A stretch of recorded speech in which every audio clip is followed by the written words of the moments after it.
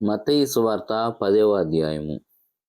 ఆయన తన 12 మంది శిష్యులను పిలిచి, అపవిత్రాత్మలను ఎల్లగొట్టుటకును, ప్రతి విధమైన రోగములను, ప్రతి విధమైన వ్యాధిని స్వస్థపరచుటకును వారికి అధికారం ఇచ్చెను. ఆ 12 మంది అపోస్తుల పేర్లేవనగా, మొదట పేతురు అనబడిన సీమోను, అతని సహోదరుడగు ఆంద్రేయ, జెబెదయి కుమారుడగు యాకోబు, అతని సహోదరుడగు యోహాను, ఫిలిప్పు, బర్తొలొమాయి, తోమా, సుంకరి అయిన మత్తయి, అల్ఫయి కుమారుడగు యాకోబు, తద్దయి మారుపేరు గల లెబ్బయి, కనానీయుడైన సీమోను, ఆయనను అప్పగించిన ఇస్కరియోతు యూదా. యేసు ఆ 12 మందిని పంపుచు వారిని చూచి వారికి ఆజ్ఞాపించినదేమనగా, మీరు అన్యజనుల దారిలోకి వెళ్ళకుడి, సమరయుల పట్టణంలోనైనను ప్రవేశింపకుడి గాని ఇశ్రాయేళ్ల వంశంలోని నశించిన గొర్రెల యొద్దకే వెళ్ళుడి. వెళ్ళుచు పరలోక రాజ్యము సమీపించి ఉన్నదని ప్రకటించుడి. రోగులను స్వస్థపరచుడి, చనిపోయిన వారిని లేపుడి, కుష్ఠరోగులను శుద్ధులుగా చేయుడి, దయ్యములను వెళ్ళగొట్టుడి, ఉచితముగా పొందితిరి ఉచితముగా ఇయ్యుడి. మీ సంచులలో బంగారమునైనను, వెండినైనను, రాగినైనను, ప్రయాణము కొరకు జాలినైనను, 2 అంగీలైనను, చెప్పులనైనను, చేతి కర్రనైనను సిద్ధపరచుకొనకుడి. పనివాడు తన ఆహారమునకు పాత్రుడు కాడా? మరియు మీరు ఏ పట్టణంలోనైనను, గ్రామంలోనైనను ప్రవేశించినప్పుడు అందులో ఎవడు యోగ్యుడో విచారణ చేసి అక్కడ నుండి వెళ్ళు వరకు అతని ఇంటనే బస చేయుడి. ఆ ఇంటిలో ప్రవేశించుచు ఇంటి వారికి శుభమని చెప్పుడి. ఆ ఇల్లు యోగ్యమైనదైతే మీ సమాధానము దాని మీదకి వచ్చును, అది అయోగ్యమైనదైతే మీ సమాధానము మీకు తిరిగి వచ్చును. ఎవడైనను మిమ్మును చేర్చుకొనక మీ మాటలు వినకుండిన ఎడల మీరు ఆ ఇంటినైనను ఆ పట్టణంనైనను విడిచిపోవునప్పుడు నీ పాదధూళి దులిపివేయుడి. విమర్శ దినమందు ఆ పట్టణపు గతి కంటే సొదొమ గొమొర్రా ప్రదేశముల గతి ఓర్వదగినదై ఉండునని నిశ్చయముగా మీతో చెప్పుచున్నాను. ఇదిగో, తోడేళ్ల మధ్యకు గొర్రెలను పంపినట్లు నేను మిమ్మును పంపుచున్నాను కనుక పాము వలె వివేకులను, పావురము వలె నిష్కపటులనై ఉండుడి. మనుషులను గూర్చి జాగ్రత్త పడుడి.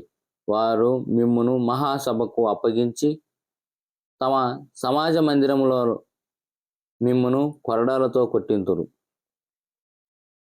వీరికిని అన్యజనులకును సాక్షార్థమై నా నిమిత్తము మీరు అధిపతుల యొద్దకు, రాజుల యొద్దకును తేబడుదురు.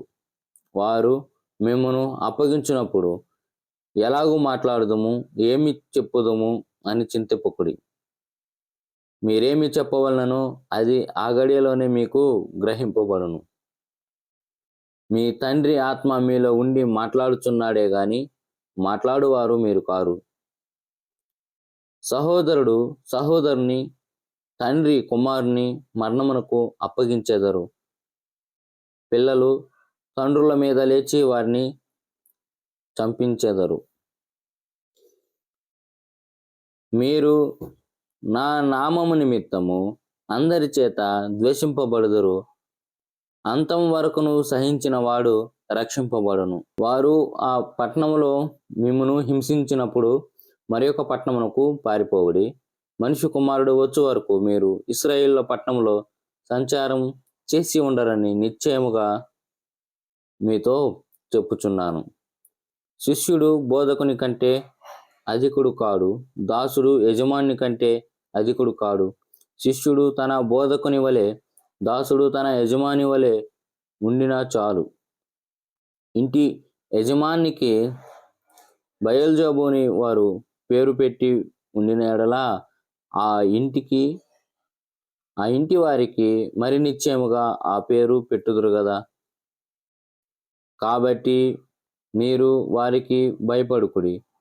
మరుగైనదేదియు బయలుపరచబడకపోదు, రహస్యమైనదేదియు తెలియబడకపోదు. చీకటిలో నేను మీతో చెప్పునది మీరు వెలుగులో చెప్పుడి.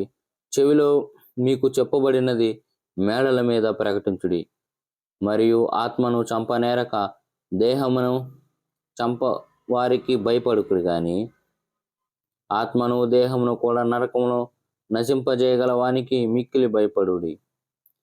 2 పిచ్చుకలు కాసుకు అమ్మబడును గదా, అయినను మీ తండ్రి సెలవు లేక వాటిలో ఒకటైనను నేలను పడదు. మీ తల వెంట్రుకలన్నీ లెక్కింపబడి ఉన్నది. కనుక మీరు భయపడుకుడి. మీరనేకమైన పిచ్చుకల కంటే శ్రేష్ఠులు.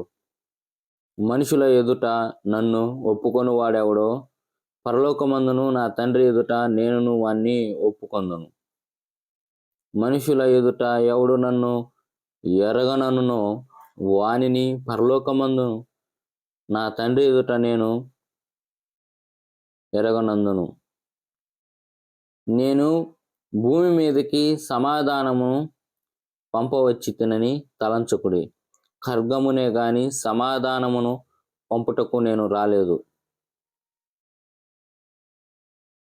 ఒక మనుషునికిని వాని తండ్రికిని, కుమార్తెకును ఆమె తల్లికిని, కోడలికిని ఆమె అత్తకును విరోధము పెట్టవచ్చితిని. ఒక మనిషిని ఇంటివారే అతనికి శత్రువులగుదురు. తండ్రినైనను తల్లినైనను నాకంటే ఎక్కువగా ప్రేమించువాడు నాకు పాత్రుడు కాడు. కుమారునైనను కుమార్తెనైనను నాకంటే ఎక్కువగా ప్రేమించువాడు నాకు పాత్రుడు కాడు. తన సిలువను ఎత్తుకొని నన్ను వెంబడించువాడు నాకు పాత్రుడు కాడు. తన ప్రాణమును దక్కించుకొనివాడు దాన్ని పోగొట్టుకొనును గాని నా నిమిత్తము తన ప్రాణమును పోగొట్టుకొనివాడు దాన్ని దక్కించుకొనును.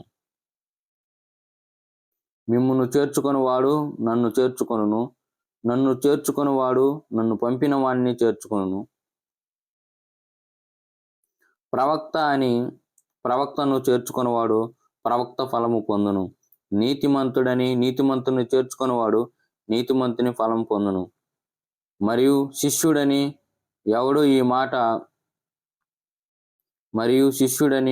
ఎవడు ఈ చిన్నవారిలో ఒకనికి గిన్నెడు చన్నీళ్లు మాత్రము త్రాగనిచ్చునో వాడు తన ఫలము పోగొట్టుకొనుడని నిశ్చయముగా మీతో చెప్పుచున్నాను.